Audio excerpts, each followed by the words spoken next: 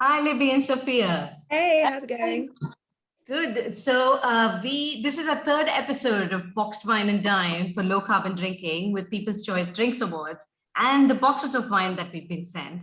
We did, I think, episode 1 with alfresco dining, and then episode 2 with cozy night in. And tonight's theme for the third episode is dinner party or date night. So I'm excited to see what food you've paired with the wines you've been sent. Well, when I do a dinner party, generally not always, but I generally do a risotto. I always think they look quite impressive. They also are quite stomach lining. If you're pouring a lot of wine, you get some carbs in you, and you can top it with a range of things. So you can make a risotto in many different ways. So it's very good for sort of vegetarians, things like that. I haven't gone vegetarian because that would go very well. I've got the box of Bowl Grabber Albarino. And I just want to say that Albarino and Albarino are the same grape, but it's Albarino in Spain and Alvarinho in Portugal. And this is a Portuguese wine. So it's an Alvarinho, and that goes really well with seafood. So what I've made, I'm not sure if you can see it here, not really with the light, but what I've made is a brown butter scallop and leek risotto, which I will obviously send photos to you guys. Sounds so good and delicious. Very nice. And that's so obviously it's the seafood, but it's also got that lovely carbiness as well. Who doesn't love a carb? Well, the funny thing is, so I never make risotto, and I've made it today. So here's my bowl of risotto. They try and think alike, both of you. Fantastic. I know. I mean, we just before we started filming, we were like telling each other what we've made, and so we didn't plan this. So I've made a risotto in the kind of date night vibe. That's what I'm thinking, rather than dinner party. With dinner parties, I usually do lots of like different dishes and sharing plates and stuff. But I thought for a date night, you don't want to be troubling yourself too much, to like stressing yourself out and making the timings right and all of that. So I just thought it's a nice one pot kind of dish, quite easy to make. And I've gone vegetarian, so I've done peas and parmesan with, actually it's not vegetarian because there's chicken stock in it. So you can use vegetable stock if you like. But I've topped it with some hard goat's cheese as well. So it gives it that creaminess, but of tanginess as well. So I thought it would pair really well with pecorino. So this is my wine here, the When in Rome Pecorino. Because you don't want anything too overpowering. I think this is kind of a medium to high acidity wine. So it's got enough to cut through the creaminess and the fattiness of the cheese. But also it's got some nice delicate fruits. And like I said, this isn't too overpowering, and it just goes really lovely together. I totally agree with you actually about the whole, it's the first time I'm actually trying them together, because I thought take a risk, see how it goes. But I think you're right, that whole freshness balances out the creaminess and richness of a risotto so well. So that's actually beautifully balanced. What about you, Vidya? What have you got? Okay. So I went for date night. I thought I'm not having a dinner party anytime soon, but for date night, what would I like to do? So I think one thing with the pandemic is that, and lockdown, is that so many restaurants are either delivering kits that you can cook at home, or they're still doing really good fancy meals for home delivery. And I ordered from a local French restaurant because I'm like, if it's date night, I actually like to eat out. But because this wine is at home, I'm like, how can I bring the restaurant home? So I ordered in. So I actually have a pasta with a pork ragu.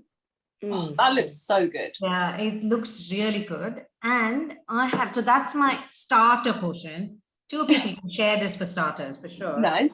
And I wanted to try something neat. So the first time I tried chicken, and then I tried lamb. So first time was lamb and falafels, and then the second time was chicken curry. So this time I thought I should do something different. And I got this duck breast with butternut squash and oranges and raisins and some caramelized shallots. And that is what I have. And what's your wine again? What grapes? The wine, that's a good point. This is a Côte de Rhône from Wine Society. So it's a blend of grapes. Because of, there's a good amount of acidity and freshness in the wine. And, the freshness is, despite having been open for almost 2 weeks, it's really, really good. The freshness is still so nice. And I just tried it a bit with the pork ragu just a few minutes ago. And it was just before we started recording. And it was just absolutely fantastic because the wine still sings so much of the fruit and the acidity. And there's gentle spice in it. It's not oaked, but there's some gentle spice in it, which goes so well with this meat-based dish, the pasta. Yeah. I haven't tried it with the duck breast yet. It's just so easy, right? Like, I don't have to cook. I just ordered in. Ordered in, and a box of wine, which you could buy weeks ago, and it still go. I mean, yeah. This says I'm not sure about your guys, but mine says stays fresh for up to 6 weeks, which is madness. Mine's been open for a few weeks now, and I mean, it tastes just the same as the first time. To be honest, it tastes just the same as the first time I opened it. Which obviously would definitely not be the case with a bottle. Traditionally, I suppose, think of boxed wine as outdoor wine. Like I think we covered obviously in the al fresco episode, like camping and picnics and things. But it's so convenient to have it at home and just have it, like if you've got a red wine, have it on the countertop in the kitchen, or a white wine, just have it on a shelf in the fridge. And it's actually, so my fiance and I, Rob, we've been having dinners throughout the week, and we just pour ourselves a small glass. And I think it's good if you are kind of you don't want to be boozing too much in the week, so you can just have that small glass. And yeah, I think it's up to you really how much you have. You don't feel pressured to finish a bottle. So. Or, even like it's like you go to a pub and it's on tap. These are on tap, but it's like 5, 6 different ones. And you know what? You don't have to finish a bottle just because you opened it 2 days ago, because it stays fresh for weeks. Yeah, that's what I think. It's been a really nice. I mean, I know that they say boxed wine stays fresh for weeks, but it's been nice to do this experiment to actually see for ourselves. And I think with a white wine, you're concerned that it will lose that freshness and the crispness and the acidity. And what I love about it is it's so convenient to carry around, like, just around the house. Yeah. Seriously, no, my son picked it up and was like, "It's a bag," and I'm like, "Kind of. I mean, Mummy might take it around like a bag. Mummy might take this bag to the park." Thing which I literally just thought about, because we're talking about the temperature of the wine.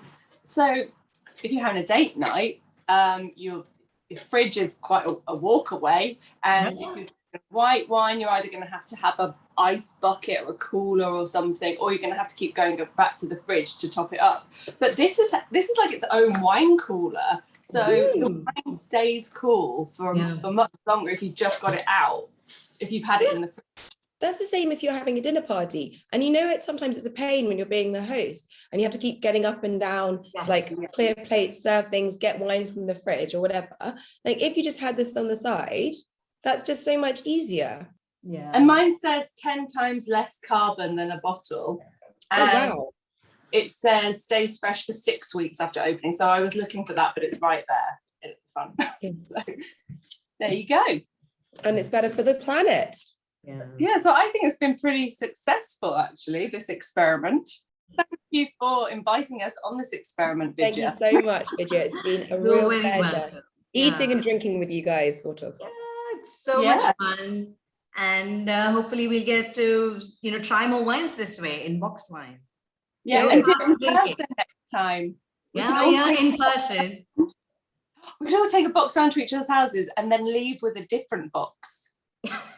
Like a swingers party for boxes. Just thinking that, but I didn't say it. Wine swingers parties. Let's have a wine swingers party. Well, let's drink to that. Okay.